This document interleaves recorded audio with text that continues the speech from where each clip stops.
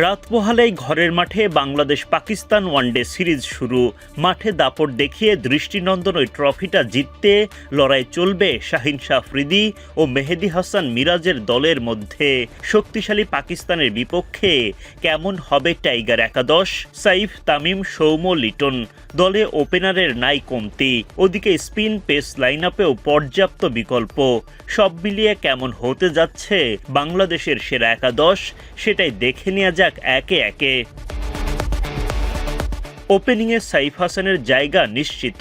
সাম্প্রতিক সময়ে দলের আস্থার অন্যতম বড় নাম সাইফ। সাইফের সঙ্গে ওপেনিংয়ে আলোচনায় দুইজন, তানজিদ তামিম ও সৌম্য সরকার।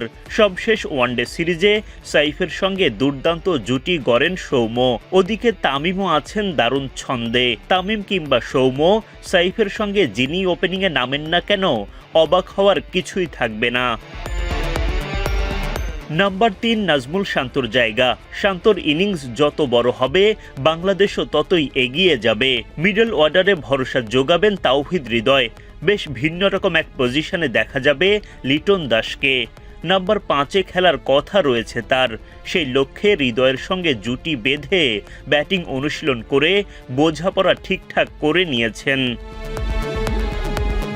১৬ মাস পর জাতীয় দলে ফিরে নিজের সেরাটা দিতে প্রস্তুত আফিফ হোসেন ধ্রুব। ব্যাটিংয়ে তো বটেই, টুকটাক স্পিনেও দলকে সার্ভিস দেবেন আফিফ। অধিনায়ক মেহেদী হাসান মিরাজ দলকে নেতৃত্ব দেবেন। ব্যাটিং বোলিং সবখানেই পাওয়া যাবে তাকে। স্পিন বিভাগে বড় শক্তি রিশাদ হোসেন।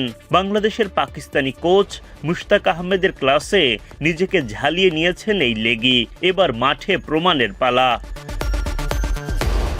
পেস ইউনিট আগলে রাখবেন ও দুই অভিজ্ঞ তারকা তাসকিন আহমেদ ও মুস্তাফিজুর রহমান। বাঁহাতি কাটার মাস্টারের সাথে ডানহাতি তারকা তাসকিন আহমেদের চ্যালেঞ্জ, উইকেটে থিতু হওয়ার আগেই পাকিস্তানি ব্যাটারদের সাজঘরে পাঠানো।